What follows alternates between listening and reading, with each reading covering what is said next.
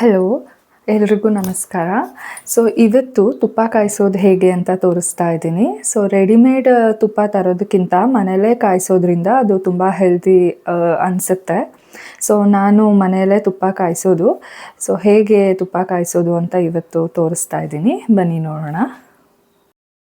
So ನೀವಿಲ್ಲಿ ನೋಡ್ತಾ ಇರ್ಬೋದು, ಇದು ಬಂದು ನಂದಿನಿ ಹಾಲು ರೆಡ್ ಪ್ಯಾಕೆಟ್ ಏನು ಬರುತ್ತೆ, ಆರೆಂಜ್ ಪ್ಯಾಕೆಟು, ಆ ಹಾಲನ್ನ ತಂದು ಕೆನೆ ಬರೋ ಹಾಗೆ ಕಾಯಿಸಿ ಅದರಿಂದ ಮೊಸರು ಮಾಡಿ ಮಜ್ಜಿಗೆ ಮಾಡಿ ಅದರಿಂದ ತೆಗೆದಿರೋ ಅಂಥ ಬೆಣ್ಣೆ ಇದು.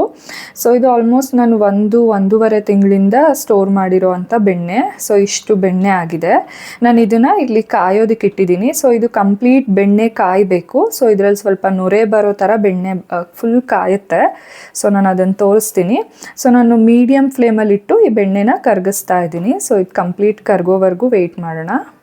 ಇವಾಗ ನೋಡ್ತಿರ್ಬೋದು, ಬೆಣ್ಣೆ ಕಂಪ್ಲೀಟ್ ಕರಗಿದೆ. ಬಟ್ ಫುಲ್ಲು ಈ ಸುತ್ತ ಏನು ನೊರೆ ಇದೆ, ಈ ನೊರೆ ಎಲ್ಲ ಕಂಪ್ಲೀಟ್ ಕರಗಿ ಕಂಪ್ಲೀಟ್ ನೀರು ಥರ ಇದು ಬೆಣ್ಣೆ ಆಗುತ್ತೆ. ಸೊ ಆ ಕನ್ಸಿಸ್ಟೆನ್ಸಿಗೆ ಬರೋವರೆಗೂ ಇದನ್ನು ಲೋ ಫ್ಲೇಮಲ್ಲಿ ಅಥವಾ ಮೀಡಿಯಮ್ ಫ್ಲೇಮಲ್ಲಿ ಇಟ್ಟು ಬೆಣ್ಣೆನ ಕಾಯಿಸ್ತಾನೆ ಇರಬೇಕು. ಸೊ ನಾನು ಈ ನೊರೆ ಎಲ್ಲ ಕಂಪ್ಲೀಟಾಗಿ ಹೋದ್ಮೇಲೆ ಮತ್ತೆ ತೋರಿಸ್ತೀನಿ.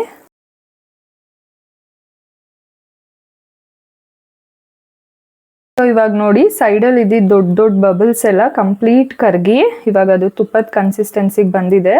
ವಾಸನೆ ಕೂಡ ಆಲ್ಮೋಸ್ಟ್ ಇವಾಗ ತುಪ್ಪದ ಥರ ಸ್ಮೆಲ್ ಬರ್ತಾ ಇದೆ. ಸೊ ಇದನ್ನು ಗ್ಯಾಸ್ ಆಫ್ ಮಾಡಿಕೊಂಡು ಇನ್ನೊಂದು ಪಾತ್ರೆಗೆ ಇದನ್ನು ಸೋಸ್ಕೋಬೇಕು. ಸೊ ನಾನು ಇದನ್ನು ಇನ್ನೊಂದು ಪಾತ್ರೆಗೆ ಸೋಸ್ಕೋತೀನಿ ಈಗ. ಸೊ ನಾನಿಲ್ಲಿ ಕೆಲವು ಪದಾರ್ಥಗಳನ್ನ ತೊಗೊಂಡಿದ್ದೀನಿ ತುಪ್ಪಕ್ಕೆ ಕಾಯಿಸುವಾಗ ಹಾಕೋದಕ್ಕೆ ಏನೇನು ಅಂತ ಹೇಳ್ತೀನಿ. ಇದು ಬಂದು ತುಪ್ಪದ ಪುಡಿ, ಅಂದರೆ ಇದಕ್ಕೆ ಮೆಂತ್ಯನ ಸ್ವಲ್ಪ ಹುರಿದು ಅದಕ್ಕೆ ಪುಡಿ ಮಾಡಿಕೊಂಡು ಆ ಹುರಿದಿರೋ ಮೆಂತ್ಯ ಪುಡಿಗೆ ಸ್ವಲ್ಪ ಖಾರದ ಪುಡಿ ಮತ್ತು ಅರಿಶಿನ ಪುಡಿ ಮಿಕ್ಸ್ ಮಾಡಿ ಇಟ್ಟಿರೋದು. ಸೊ ಇದನ್ನು ತುಪ್ಪದ ಪುಡಿ ಅಂತ ಹೇಳ್ತೀವಿ. ಸೊ ಒಂದು ವಿಳೆದೆಲೆಗೆ ಸ್ವಲ್ಪ ಸುಣ್ಣ ಹಚ್ಚಿದ್ದೀನಿ, ಜೊತೆಗೆ ಒಂದು ಚಿಟಿಕೆ ಅಷ್ಟು ವಿಭೂತಿ ತೊಗೊಂಡಿದ್ದೀನಿ. ಇದು ಸ್ವಲ್ಪ ನುಗ್ಗೆ ಸೊಪ್ಪು ಮತ್ತು ಒಂದು 5ರಿಂದ 6 ಸಣ್ಣ ಬೆಳ್ಳುಳ್ಳಿನ ಬಿಡಿಸಿ ಅದನ್ನು ಸ್ವಲ್ಪ ಕಲ್ಲಲ್ಲಿ ಚಚ್ಚಿ ಇಟ್ಕೊಂಡಿರೋದು, ಜೊತೆಗೆ ಸ್ವಲ್ಪ ಮಜ್ಜಿಗೆ. ಸೊ ಇದನ್ನ ಇವಾಗ ತುಪ್ಪ ಕಾಯಿಸ್ತಾ ಇದ್ದೀವಲ್ಲ ಅದಕ್ಕೆ ಹಾಕೋಬೇಕು. ಸೊ ಇಲ್ಲಿ ಆಲ್ರೆಡಿ ಅದು ಏನು ಬೆಣ್ಣೆ ಇತ್ತು ಅದನ್ನು ಕಾಯಿಸಿದ್ನಲ್ಲ, ಅದನ್ನು ತೆಗೆದು ಮತ್ತು ಸೋಸಿ ಇನ್ನೊಂದು ಪಾತ್ರೆಗೆ ಹಾಕ್ಕೊಂಡು ಮತ್ತೆ ಲೋ ಫ್ಲೇಮಲ್ಲಿ ಕಾಯಕ್ಕೆ ಇಟ್ಟಿದ್ದೀನಿ. ಸೊ ಇದಕ್ಕೆ ನಾವಿಲ್ಲಿ ಇಟ್ಕೊಂಡಿದ್ದಂಥ ನುಗ್ಗೆ ಸೊಪ್ಪು ಮತ್ತು ವಿಳೆದೆಲೆ, ಸುಣ್ಣ ಇದೆಲ್ಲ ಏನಿತ್ತು ಇದನ್ನು ಸ್ವಲ್ಪ ಮಜ್ಜಿಗೆಯಲ್ಲಿ ನೆನೆಸಿ ಹಾಕಬೇಕು.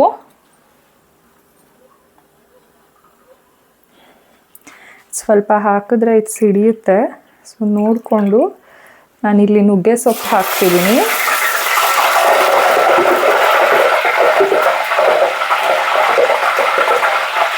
ಹಾಗೆ ವಿಳೆದೆಲೆ ಹಾಕಿದ್ದೀನಿ, ವಿಭೂತಿ, ಜಜ್ಜಿಟ್ಕೊಂಡಿದ್ದಂಥ ಬೆಳ್ಳುಳ್ಳಿ, ಇದಕ್ಕೆ ಒಂದು ಅರ್ಧ ಟೇಬಲ್ ಸ್ಪೂನಷ್ಟು ಈ ತುಪ್ಪದ ಪುಡಿ ಹಾಕಿ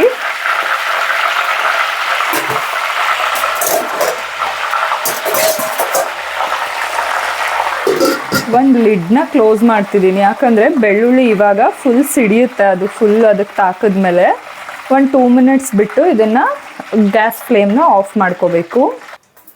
ನಾನಿಲ್ಲಿ ಬೆಳ್ಳುಳ್ಳಿ ಸಿಡಿಯುತ್ತೆ ಅಂತ ಒಂದು ಲಿಡ್ನ ಕ್ಲೋಸ್ ಮಾಡಿ ಗ್ಯಾಸ್ ಫ್ಲೇಮ್ನ ಫುಲ್ ಕಮ್ಮಿ ಮಾಡಿದ್ದೆ. ಇದಕ್ಕೆ ಒಂದು 2-3 ಸ್ಪೂನಷ್ಟು ಮಜ್ಜಿಗೆನ ಸೇರಿಸಿ ಗ್ಯಾಸ್ನ ಆಫ್ ಮಾಡ್ತಾ ಇದ್ದೀನಿ.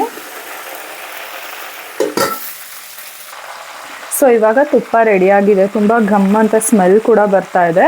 ಇದಿವಾಗ ಸ್ವಲ್ಪ ತಣ್ಣಗಾಗಬೇಕು. ಸ್ವಲ್ಪ ಉಗುರು ಬೆಚ್ಚಗಿರುವಾಗ ಅದನ್ನು ಬೇರೆ ಒಂದು ಪಾತ್ರೆಗೆ ಮತ್ತೆ ವಾಪಸ್ ಈ ಎಲೆ ಇದೆಲ್ಲ ಏನಿದೆ ಇದೆಲ್ಲ ತೆಗೆಯೋ ರೀತಿಲಿ ಸೋಸಿ ಮತ್ತೆ ನಾವು ಅದನ್ನು ಫಿಲ್ಟ್ರ್ ಮಾಡಿ ಇಟ್ಕೊಂಡ್ರೆ ತುಪ್ಪ ರೆಡಿ ಆಗುತ್ತೆ. ಇದು ಸ್ವಲ್ಪ ತಣ್ಣಗಾದ್ಮೇಲೆ ನಾನು ಮತ್ತೆ ತೋರಿಸ್ತೀನಿ ಫಿಲ್ಟ್ರ್ ಮಾಡಿದ್ಮೇಲೆ ಹೇಗಾಗುತ್ತೆ ಅಂತ. ಇವಾಗ ತುಪ್ಪ ಕೂಡ ತಣ್ಣಗಾಗಿದೆ. ಈ ತುಪ್ಪನ ಇವಾಗ ತುಪ್ಪದ ಬೌಲ್ಗೆ ಫಿಲ್ಟರ್ ಮಾಡಿ ಇಡೋಣ. ಸೊ ನಾನೀಗ ಈ ತುಪ್ಪನ ಫಿಲ್ಟರ್ ಮಾಡ್ತಿದ್ದೀನಿ.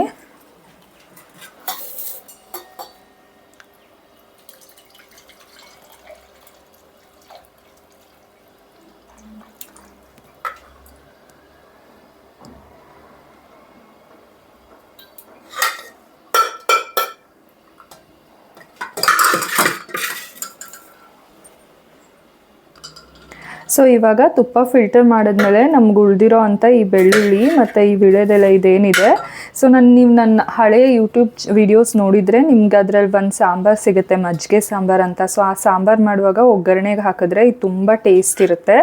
ಬೇರೆ ಸಾಂಬಾರಿಗೂ ಅಷ್ಟೇ, ನಾವು ಯೂಶಲಿ ಈಗ ರೈಸ್ಗೆ ಏನು ಸಾಂಬಾರು ಮಾಡ್ಕೊಳ್ತೀವಿ ಅಥವಾ ಪಲ್ಯಕ್ಕೂ ಕೂಡ ಈ ಬೆಳ್ಳುಳ್ಳಿ ವಿಳೆದೆಲೆ ಇದನ್ನು ಹಾಕಿದ್ರೆ ತುಂಬ ಚೆನ್ನಾಗಿರುತ್ತೆ ಟೇಸ್ಟು. ಸೊ ಇವಾಗ ಫಿಲ್ಟರ್ ಮಾಡಿರೋ ಅಂಥ ತುಪ್ಪ ರೆಡಿಯಾಗಿದೆ. ಸೊ ನಾವು ಇದನ್ನು ಎಷ್ಟು ದಿನ ಬೇಕಾದರೂ ಇಟ್ಕೊಂಡು ಯೂಸ್ ಮಾಡ್ಕೋಬೋದು.